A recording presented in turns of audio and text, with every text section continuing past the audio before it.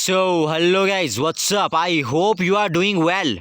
सो आज के इस वीडियो में हम डिस्कस करने वाले हैं एटॉमिक नंबर और मास नंबर के बीच में difference. So my name is Rajendra, welcome at the platform of study smart.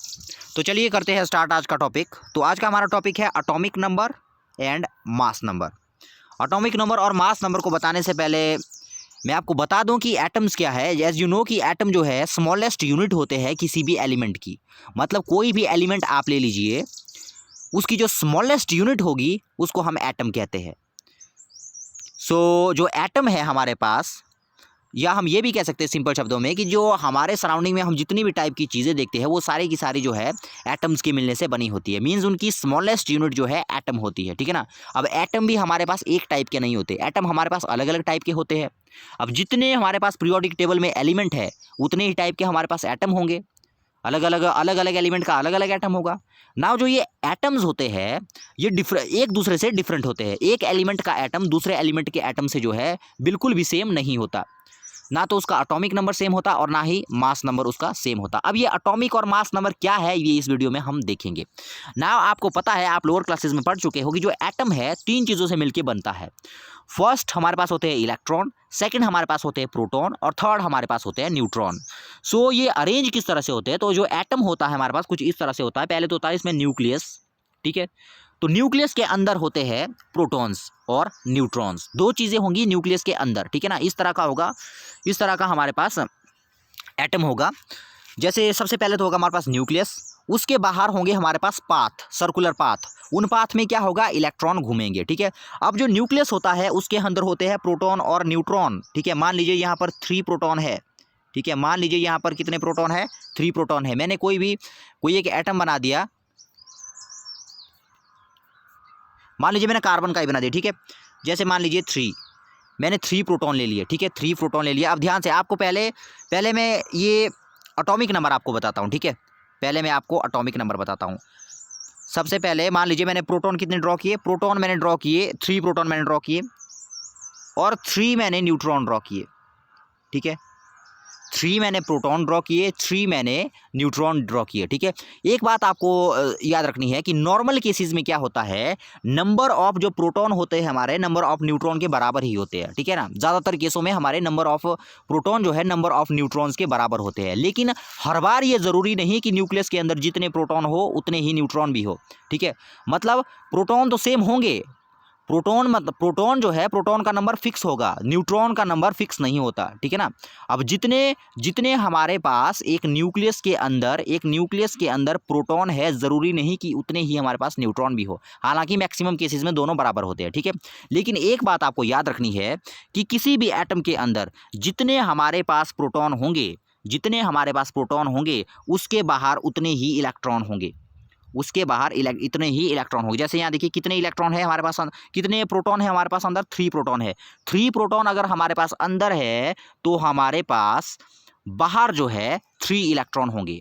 मतलब number of proton always equal to होता है नंबर ऑफ इलेक्ट्रॉन के। जितने हमारे पास नंबर ऑफ प्रोटॉन होंगे न्यूक्लियस के अंदर उतने ही हमारे पास न्यूक्लियस के बाहर जो है इलेक्ट्रॉन होंगे। मतलब नंबर ऑफ प्रोटॉन और number of neutron, number of proton और नंबर ऑफ इलेक्ट्रॉन हमेशा सेम रहते हैं। तो दो चीज़ें हमने यहाँ पर देखी। क्या क्या चीज़ें हमने देखी कि जो न्यूक्लियस होता है, न्यूक्लियस के अंदर दो चीज़ें होती है, प्रोटॉन और न्यूट्रॉन, ठीक है। न्यूक्लियस के बाहर क्या होता है? न्यूक्लियस के बाहर होते हैं इलेक्ट्रॉन। अब आपको याद रखना है कि जो नंबर ऑफ प्रोटॉन होता है हमारे पास, ठीक है, नंबर ऑफ प्रोटॉन जो हमारे पास होता है वो इक्वल टू होता है नंबर ऑफ इलेक्ट्रॉन। जितने न्यूक्लियस के अंदर प्रोटॉन होंगे उतने ही न्यूक्लियस के बाहर इलेक्ट्रॉन होंगे। अब आपको याद रखना है कि जो इलेक्ट्रॉन्स हमारे पास होते हैं उनके ऊपर होता है नेगेटिव चार्ज, ठीक है। उनके ऊपर क्या होगा? नेगेटिव चार्ज, ठीक है। उनके ऊपर क्या होगा? नेगेटिव। जैसे ये 3 इलेक्ट्रॉन है तो इनके ऊपर होगा नेगेटिव चार्ज। और जो प्रोटॉन्स हमारे पास होते हैं उनके पास होता है पॉजिटिव चार्ज, ठीक है। उनके पास क्या होता है? Positive charge. और जो रेड कलर में हमारे पास न्यूट्रॉन दिख रहे हैं तो न्यूट्रॉन जो है न्यूट्रल स्पीशीज होते हैं। इनके ऊपर ना तो पॉजिटिव चार्ज होता है और ना ही नेगेटिव चार्ज होता है, ठीक है।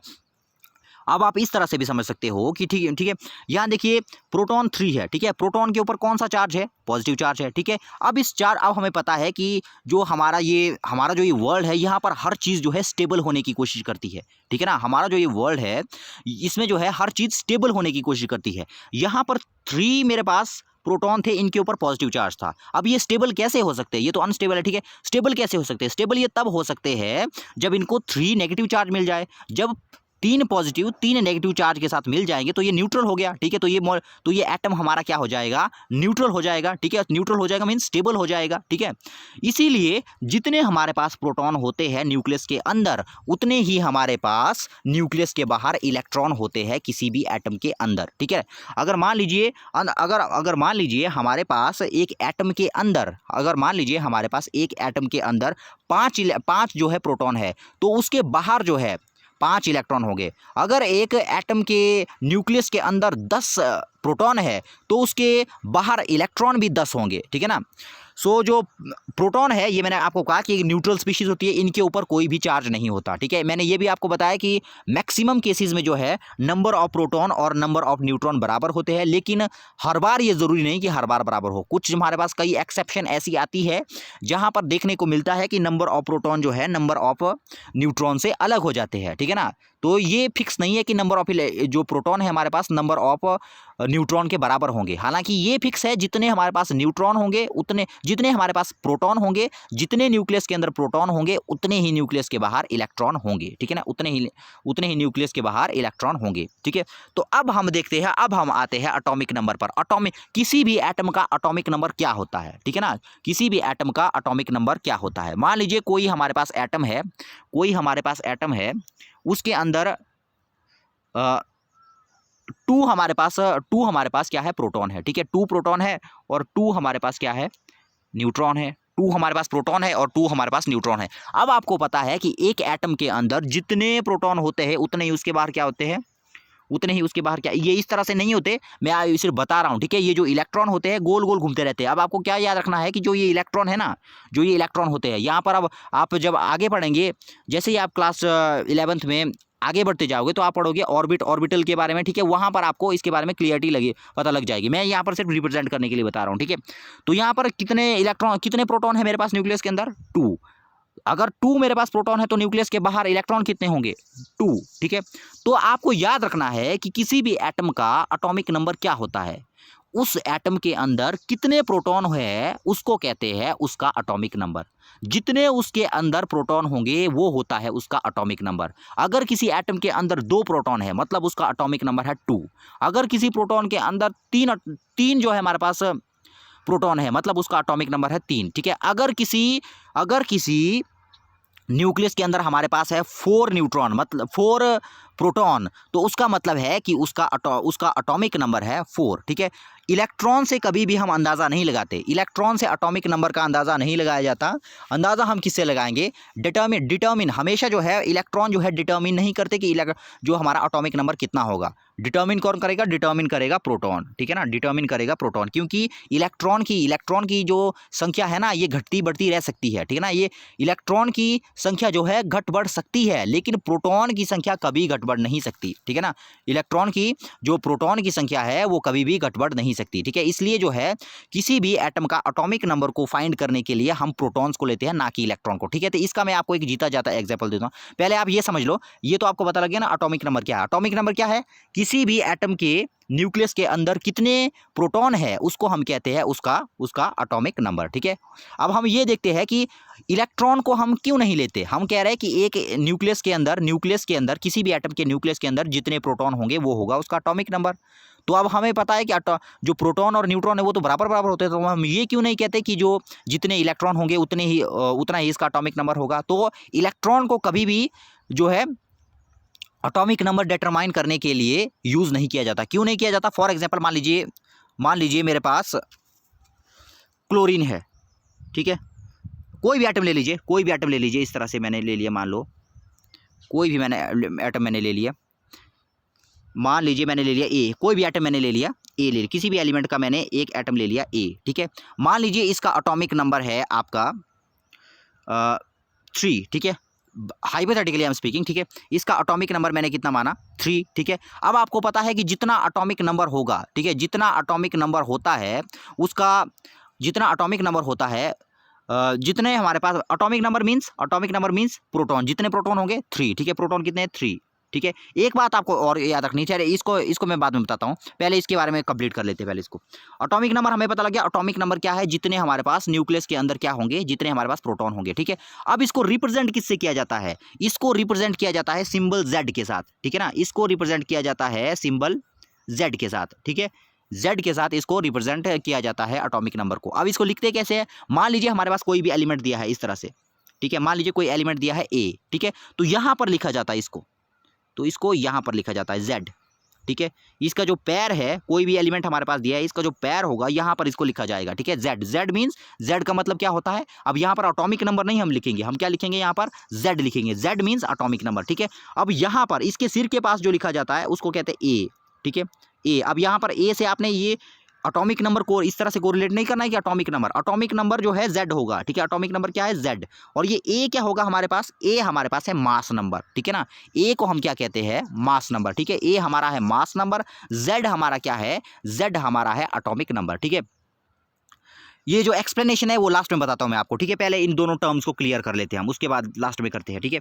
अब मास नंबर पर आ जाते हैं, यहाँ पर मास नंबर पर आ जाते हैं, ठीक है। मास नंबर क्या है अब हमारे पास, मास नंबर क्या होता है, अब हमें पता है कि एटम किस चीज़ से मिलकर बना है, प्रोटॉन, इलेक्ट्रॉन और न्यूट्रॉन से। अब हमें पता है कि किसी भी न्यूक्लियस के अंदर मान लीजिए अगर थ्री हमारे पास प्रोटॉन है तो न्यूट्रॉन भी कितने होंगे, 3। मैक्सिमम केसेस में न्यूट्रॉन और प्रोटॉन सेम होते हैं, लेकिन ज़रूरी नहीं कि हर केस में सेम हो। जैसे हाइड्रोजन के हमारे पास आइसोटोप आगे पढ़ेंगे हम, ठीक है। उनमें हम देखेंगे कि इलेक्ट्रॉन प्रोटॉन जो है अलग अलग होती है उनकी संख्या, ठीक है।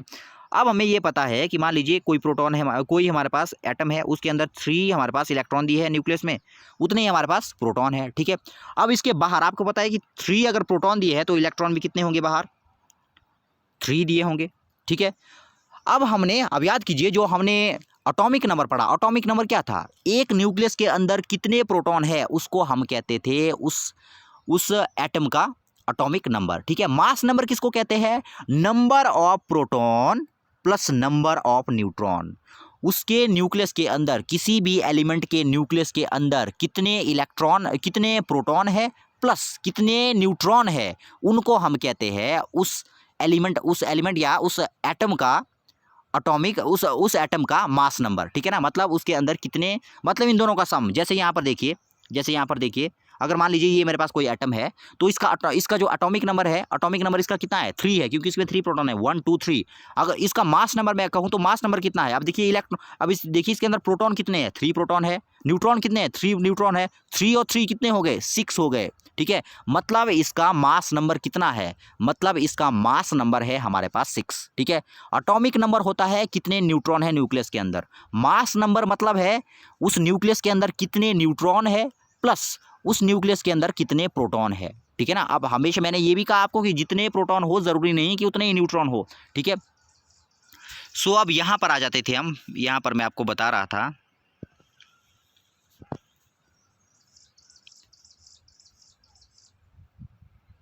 यहाँ पर आ जाते हैं एटॉमिक नंबर। तो मैं यहाँ पर आपको बता रहा था कि जब भी हम जो है किसी भी एलिमेंट के एटॉमिक नंबर फाइंड करता है तो हम जो है उसके प्रोटॉन्स को लेते हैं, ना कि न्यूट्रॉन को, ठीक है। प्रोटॉन की हेल्प से जो है हम एटॉमिक नंबर को फाइंड करते हैं, ना कि न्यूट्रॉन की मदद से, क्योंकि जो हमारे पास न्यूट्रॉन रहते हैं उनकी जो संख्या है वो हमेशा सेम रहती है। इलेक्ट्रॉन की संख्या जो है घट बढ़ सकती है, लेकिन प्रोटॉन की संख्या कभी भी घटती और बढ़ती नहीं है, ठीक है। ये कैसे घटती और बढ़ती है, ये आप जब नेक्स्ट चैप्टर में पढ़ेंगे, नेक्स्ट चैप्टर में जब पहुंचेंगे, चैप्टर नंबर 3 में, तो वहां पर जब हम इसके बारे में पढ़ेंगे, किस तरह से बॉन्ड बनता है, किस तरह से इलेक्ट्रॉन ट्रांसफ़र होते हैं, तो वहाँ पर आप इसके बारे में ज़्यादा समझ पाएंगे। सो आई होप कि आपको यहाँ पर एटॉमिक नंबर और मास नंबर के बारे में एक और बात, ये जो हमारे पास मास नंबर है, इसको रिप्रेजेंट किया जाता है सिंबल A के साथ, ठीक है ना। इसको रिप्रेजेंट किया है सिंबल A के साथ। और मान लीजिए कोई एलिमेंट हमारे पास दिया है इस तरह से X, ठीक है ना। ये एक्स जगह कोई भी हो सकता है, कार्बन, कोई भी एलिमेंट ले लो पीरियोडिक टेबल में, वो है X, ठीक है। अब X के एटॉमिक और मास नंबर को कैसे लिखा जाता है, जो इसका पैर होगा यहाँ पर लिखा जाता है Z, मींस एटॉमिक नंबर यहाँ पर लिखा जाता है, और जो ऊपर होता है यहाँ पर लिखा जाता है इसका मास नंबर, ठीक है। यहाँ पर इसका क्या लिखा जाता है, मास नंबर। सो ये था कंप्लीट वीडियो एटॉमिक नंबर और मास नंबर के बारे में। सो आई होप कि आपको वीडियो पसंद आया होगा। मिलते हैं नेक्स्ट वीडियो में, तब तक के लिए गुड बाय।